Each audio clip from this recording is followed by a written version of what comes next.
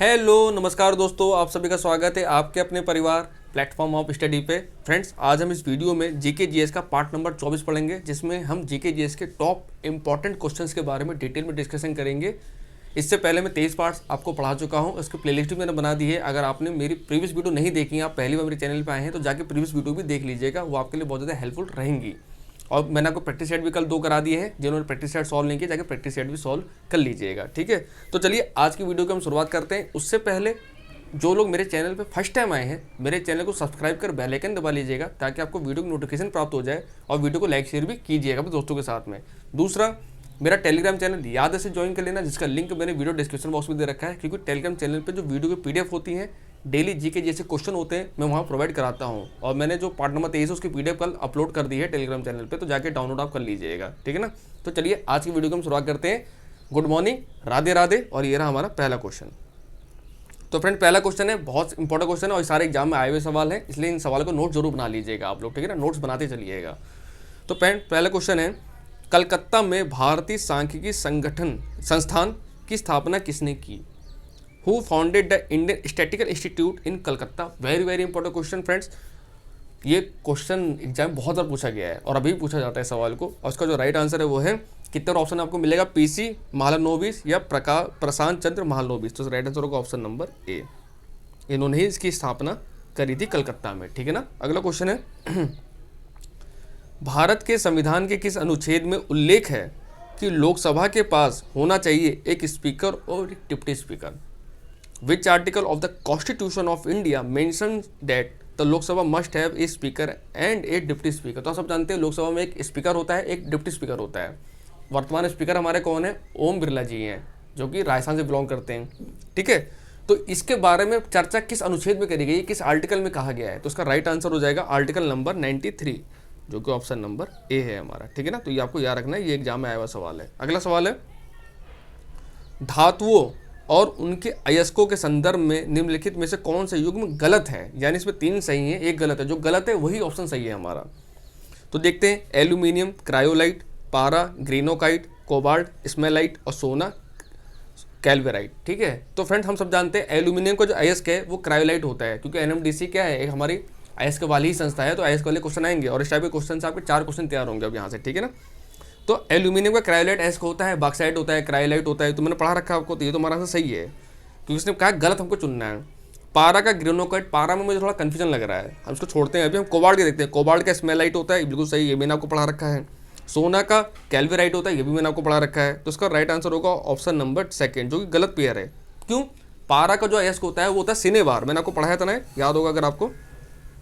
पारा का जो अयस्क होता है वो होता है सिनेबार, ना कि ग्रेनोकाइट, ठीक है ना। तो राइट आंसर हो गया हमारा option number 2, sorry, option number हमारा 2 जो है ये गलत ऑप्शन है, ये गलत पेयर है। अगला क्वेश्चन है, लोहे को जंग लगने से बचाने के लिए उस पर जिंक की सुरक्षात्मक परत किस प्रक्रिया में लगाई जाती है? Very very important question. In which process is a protective zinc coating applied on iron to prevent it from rusting? Galvanisation, annealing, smelting या वेल्डिंग? तो आप सबने पढ़ा होगा गैल्वेनाइजेशन, जस्तीकरण। इसमें क्या होता है, किसी धातु पर जब जिंक की परत चढ़ा देते हैं सुरक्षा के लिए, ताकि उसमें जंग ना लगे, ठीक है ना। तो राइट आंसर होगा, इसको गैल्वेनीकरण बोलते हैं। तो गैल्वेनीकरण या गैल्वेनाइजेशन, ऑप्शन नंबर 1। अगला क्वेश्चन है, अहमद शाह अब्दाली ने किस युद्ध में मराठों को हराया था?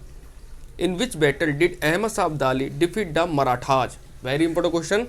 पानीपत की तीसरी लड़ाई, या बक्सर का युद्ध था, या खानवा का युद्ध था, या तराइन का प्रथम युद्ध था? तो फ्रेंड्स, आप सबको ये चारों ऑप्शन बहुत इंपॉर्टेंट है, क्योंकि चारों ऑप्शन से क्वेश्चन बनते हैं एग्जाम्स के अंदर। तो मैं चारों ऑप्शन समझाता हूँ पहले तो आपको। इस क्वेश्चन का तो राइट आंसर है पानीपत की तीसरी लड़ाई।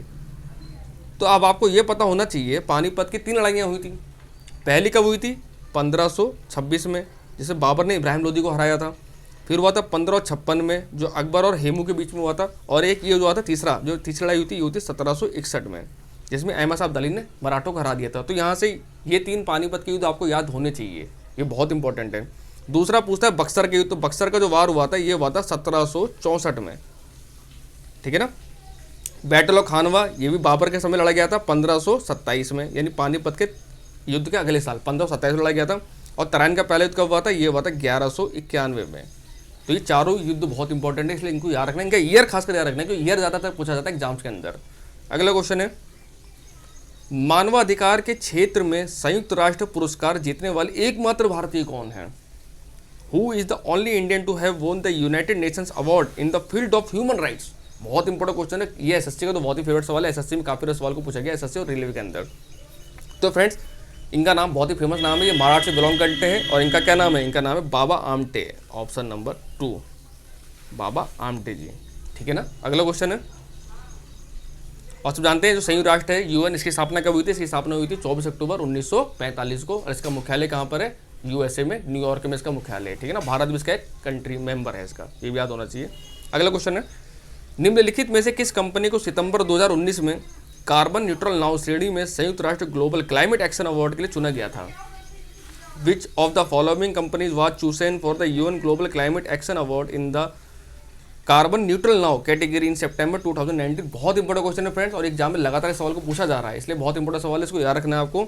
और ये जो अवार्ड दिया गया था ये इन्फोसिस कंपनी को दिया गया था, जो कि भारतीय ही कंपनी हमारी है इन्फोसिस, इसी को दिया गया था, ऑप्शन नंबर 2। इसका मुख्यालय कहाँ पर? इसका मुख्यालय जो है बेंगलुरु में है, ठीक है ना। अगला क्वेश्चन है, मानव अंतरिक्ष मिशन गगनयान के लिए चुने गए अंतरिक्ष यात्रियों के स्वास्थ्य की निगरानी के लिए भारतीय उड़ान सर्जनों को प्रशिक्षित करने के लिए कौन सा देश है? Which country is to train India flight surgeons to enable them to monitor the health to astronauts selected for the human space mission Gaganyaan? तो जानते हैं गगनयान मिशन बहुत ही हमारा महत्वाकांक्षी मिशन है, और इसका जो पहला ट्रायल होने वाला है वो दिसंबर 2021 यानी इसी साल होने वाला है, ठीक है ना। और इसमें जो हेल्प कर रहा है हमारा देश की जो मदद कर रहा है इस मिशन में, वो कर रहा है हमारा फ्रांस। तो राइट आंसर होगा हमारा ऑप्शन नंबर 4, फ्रांस। ये याद रखना, बहुत इंपॉर्टेंट क्वेश्चन है, बहुत बार एग्जाम में आ रहा है, सवाल कंटिन्यू पूछा जा रहा है गगनयान से, तो गगनयान के बारे में पूरी नॉलेज आपको होनी चाहिए, ठीक है ना। अगला क्वेश्चन है, अर्थव्यवस्था के निम्नलिखित में से किस क्षेत्र का भारत के सकल घरेलू उत्पाद में सबसे अधिक हिस्सा है? Which of the following sectors of the economy है the highest share in India GDP?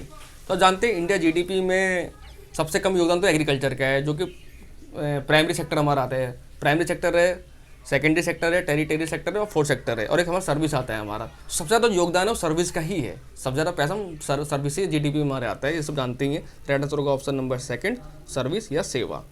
सेवा क्षेत्र से ज़्यादा पैसा इंडिया के जीडीपी को मिलता है, ठीक है ना। सेवा क्षेत्र जैसे बैंकिंग हो गया, कंपनीज हो गई, और भी बहुत सारे काम होते हैं, ठीक है ना। अगला क्वेश्चन है, भटियाली निम्नलिखित में से किस राज्य का लोक संगीत है? Bhatiali is the folk music of which of the following state? ये फोक म्यूजिक है कहाँ का? भटियाली। बहुत इंपॉर्टेंट क्वेश्चन है, बहुत ज़्यादा एग्जाम पूछा गया है सवाल को, और जो इस स्टेट के हुए इनको तो पता लग गया होगा इसका आंसर। इसका राइट आंसर वो है पश्चिम बंगाल। राइट आंसर होगा ऑप्शन नंबर 3, पश्चिम बंगाल। पश्चिम बंगाल में ही ये जो लोक संगीत है भटियाली गाया जाता है। और पश्चिम बंगाल में एक दार्जिलिंग जगह है, दार्जिलिंग की जो चाय पत्ती है बहुत ही फेमस है, सबसे पहले जो जीआई टैग मिला था वो दार्जिलिंग की चाय पत्ती को ही मिला था, ये भी आपको पता होना चाहिए, ठीक है ना। ये भी क्वेश्चन एग्जाम में आया हुआ है, इसलिए बता रहा हूँ मैं आपको। अगला क्वेश्चन है, हैदराबाद शहर के संस्थापक कौन थे? Who was the founder of the city of Hyderabad? तो आप सब जानते हैं हैदराबाद जो है ये मूसी नदी किनारे स्थित है, जो कि तेलंगाना की वर्तमान कैपिटल है, और इसकी जो संस्थापक की थी निजामुल मुल्क ने की थी। राष्ट्र का ऑप्शन नंबर ए, निजामुल मुल्क ने। और ये कौन सी नदी किनारे है? ये मूसी नदी किनारे, ये भी आपको याद रखना, क्वेश्चन भी आया हुआ है। तो हैदराबाद जो है मूसी नदी के किनारे है, ठीक है ना। अगला क्वेश्चन है, कंप्यूटिंग के क्षेत्र में एनियक का क्या अर्थ है? इन the field of computing what does ENIAC stand for? ENIAC बहुत इंपॉर्टेंट क्वेश्चन है, इसकी फुल फॉर्म हमेशा एग्जाम पूछी जाती है, ठीक है ना। तो एनियक का मतलब है इलेक्ट्रॉनिक न्यूमेरिकल इंटीग्रेटर और कंप्यूटर, इसका मतलब ये है, यानी electronic numerical integrator and computer इसकी फुल फॉर्म है। तो जो कि राइट आंसर होगा ऑप्शन नंबर 2। ये याद रखना आपको, बहुत इंपॉर्टेंट सवाल है, अगर आप रेलवे का फॉर्म भर रखे हैं आपने तो उसमें क्वेश्चन बहुत पूछा जाता है ये, ठीक है ना। अगला क्वेश्चन है, भगत पर्व एक आदिवासी त्यौहार जो वसंत और गर्मियों की अवधि के बीच मनाया जाता है डैश राज्य में उत्पन्न हुआ? Bhagat Parv a tribal festival that is celebrated between the period of spring and summer originate in the state. तो ये भगत पर्व है, ये कहाँ बनाया जाता है? ये बनाया जाता है आपके झारखंड में। राइट आंसर होगा हमारा ऑप्शन नंबर 2, झारखंड। ये वहाँ का आदिवासी त्यौहार है भगत पर्व, ठीक है ना। अगला क्वेश्चन है, 1576 में मेवाड़ के किस राजपूत शासक ने हल्दी घाटी की लड़ाई लड़ी और फिर अपने घोड़े चेतक पर मैदान से भाग गए? बहुत इंपॉर्टेंट क्वेश्चन है, ये क्वेश्चन पूछा गया है कि जो महाराणा प्रताप थे उनके घोड़े का क्या नाम था? तो उनके घोड़े का नाम चेतक था। ये क्वेश्चन एनटीपीसी में लास्ट टाइम आया था जब 2016 में से एग्जाम हुआ था, ठीक है ना। तो चेतक घोड़ा ये पूछा जाता है एग्जाम में। और किसने हराया था? ये किसका घोड़ा था? महाराणा प्रताप जी का था, मैंने बताई दिया आपको, महाराणा प्रताप, ऑप्शन नंबर 5। अगला क्वेश्चन है, निम्नलिखित में से कौन हिंदुस्तानी शास्त्रीय संगीत शैली में प्रसिद्ध तबला वादक नहीं है? Who among the following is not a well known tabla player in Hindustani classical style of music. ये बहुत इंपॉर्टेंट क्वेश्चन होते हैं। सितार वादक हो गए, तबला वादक हो गए, बांसुरी वादक हो गए, इनके जो फेमस जो हैं वो एग्जाम पूछे जाते हैं। तो आप सबको पता होगा, इसमें क्वेश्चन ऑप्शन दिया, ऑप्शन था अमजद अली। अमजद अली सरोद, ये सरोद बजाते हैं, सरोद। ये इनको इसके लिए पद्मश्री पद्म भूषण सब मिला हुआ है इनको, ये मैंने को पढ़ाया भी है। अमजद अली खान जो है ये सरोद में बड़े फेमस हैं, तबला ये नहीं बजाते। तो राइट आंसर हमारा ऑप्शन थर्ड हो गया, अमजद अली हो गया, क्योंकि ये देखो फेमस नाम ही उन्होंने दे दिया ऑप्शन में। बाकी जाकिर हुसैन हो गए, लतीफ़ अहमद हो गया, स्वप्न चौधरी हो गए, ये तीनों तबला वादक है, बड़े फेमस वादक हैं। और ये नाम से पूछे जाते हैं कि जाकिर हुसैन का संबंध किस वाद्य यंत्र से, ये क्वेश्चन आया हुआ है, तो आप तबला पे आंसर लगा के आएंगे। ऐसे लतीफ़ अहमद पूछ सकता है, स्वप्न चौधरी पूछ सकता है, अमजद अली पूछ सकता है। तो ये चारों ऑप्शन आपको मैंने समझा दिए हैं। और अमजद अली सरोद वादक है, ये भी मैंने आपको बता दिया, ठीक है ना। अगला क्वेश्चन है, ये आपका होमवर्क क्वेश्चन है और हमारा सेशन एक समाप्त होता है। ये होमवर्क क्वेश्चन ये रहा कि नवंबर 2016 में जारी किस भारतीय बैंक नोट में पीछे की तरफ मंगलयान है? Which Indian bank note release in November 2016 features Mangalyaan on the reverse side? 500 का नोट, 2000, 200 या 100 रुपये। तो मंगलयान जो चित्र बना हुआ है वो किस नोट के पीछे बना हुआ है? इसका आंसर आप मुझे देंगे कमेंट बॉक्स में। और फ्रेंड्स, चैनल पर अगर पहली बार है चैनल सब्सक्राइब कर लीजिएगा। चैनल का नाम है प्लेटफॉर्म ऑफ स्टडी। और वीडियो अच्छी लगी तो लाइक से जरूर कीजिएगा और टेलीग्राम चैनल ज्वाइन कर लेना पीडीएफ के लिए, ठीक है ना। थैंक यू सो मच, मिलते हैं आपसे नेक्स्ट वीडियो में।